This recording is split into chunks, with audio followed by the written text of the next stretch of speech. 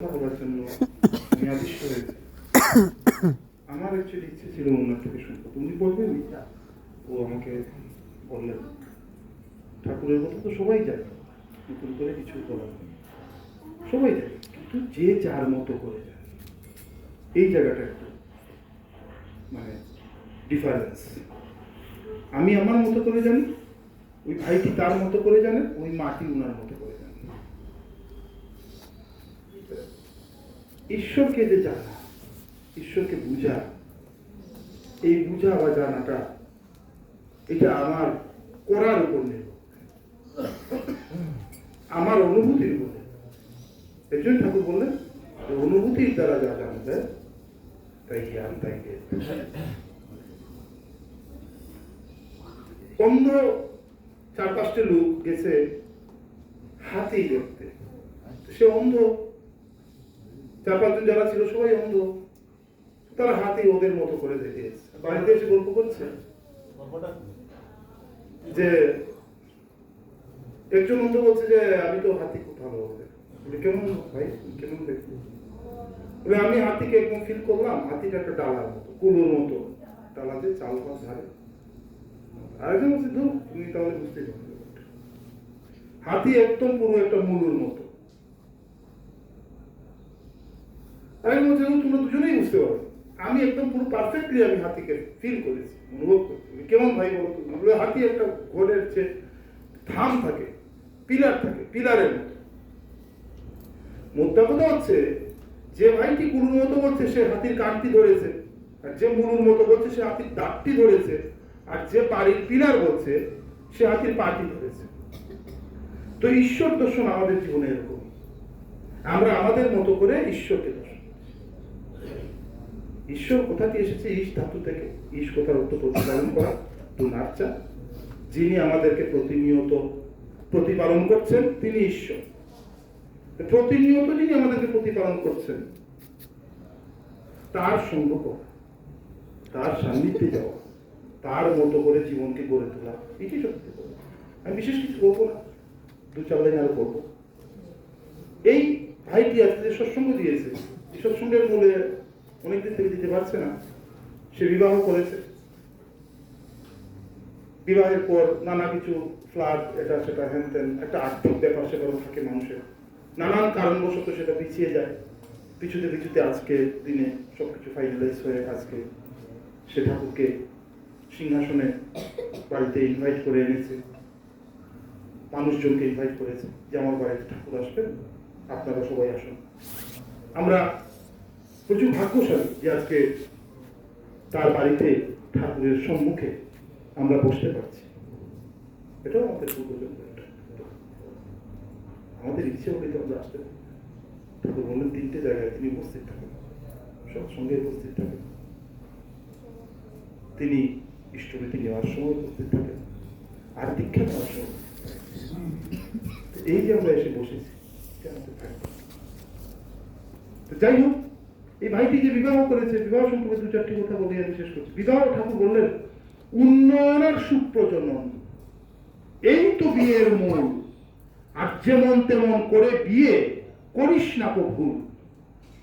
ঠাকুর বিবাহ সম্পর্কে এমন সব বলে গেছেন, আমাদের যে সমাজ, আমরা যে নিজেদেরকে হিন্দু বা আর্য দাবি করি, আমাদের যে পূর্বপুরুষরা, আমাদের শাস্ত্রকাররা, ভগবান মনু, তিনি বিবাহ সম্পর্কে বিভিন্ন পুস্তকাদি ইসে করেছেন। আমরা সেগুলো আজকাল ধারি না, সেগুলোর ধারি না। কিভাবে বিবাহ হওয়া দরকার, কেমনতর কন্যার সাথে বিবাহ দরকার, কেমনতর পুরুষ এর সাথে বিবাহ হওয়া দরকার, সেটা আমরা জানি না, বুঝি না। ঠাকুর একটা বাণীতে বললেন, মেয়ে যদি স্বইচ্ছাতে বরে না শোধ পড়ে, কার বউ কার ঘরে যায় ঠিক পাবি কেমন করে। ঠাকুর বলেন উন্নয়নের সুপ্রজনন, এই তো বিয়ের মূল, আর যেমন তেমন করে বিয়ে করিস না কবু। ঠাকুর যখন এই কথাগুলো বলছিলেন, অনেক দিন বিভিন্নভাবে বলছিলেন, একদিন কেষ্টদা ঠাকুরকে বললেন, ঠাকুর আপনি যে মতভাবে বিয়ের কথা বললেন, এতে তো দেখা যাচ্ছে যে পৃথিবীর 99% বিয়েই ভুল। আপনি যে ধারায় বিবাহের কথা বলছেন, যেমনতর বিবাহ এবং বিবাহের মাধ্যমে সুপ্রজনন, সুবিবাহ হলে সুপ্রজনন হবে, তো এমন ভাবে আপনি বলছেন 99% বিবাহ ভুল। ঠাকুর আমরা বলে গেছেন, বলছেন একটা পুরুষ সে যদি বিবাহের জন্য উতলা হয়ে ওঠে তার বিবাহ একদম হবে না। ছোট্ট কথা বললাম, তো পুরো বিবাহের সংস্কার তো আমি এখানে দাঁড়িয়ে বলতে পারবো না, আর আমার জানাও নাই, বলবো কি আমার জানা ঘটে থাকলে তো দেখে দেবে। এমন তো বিষয়টা ঠাকুর বলেন বিয়ে খাওয়ার গন্ড বলে, ঠাকুরের কথা ওটা ঠাকুর বলেন বিয়ে খাওয়ার গন্ড বলে এই দুনিয়াটা একটা পাগলা গারদে পর্যবসিত হতে চলেছে। কত বড় কথা ঠাকুর বলেন। বিবাহ কথাটি হচ্ছে বিপূর্বক বহদাত, বি মানে বিশেষ রূপে, বহ হচ্ছে বহন করা। হ্যাঁ, তো বিশেষ রূপে বহন করা। কি বহন করব?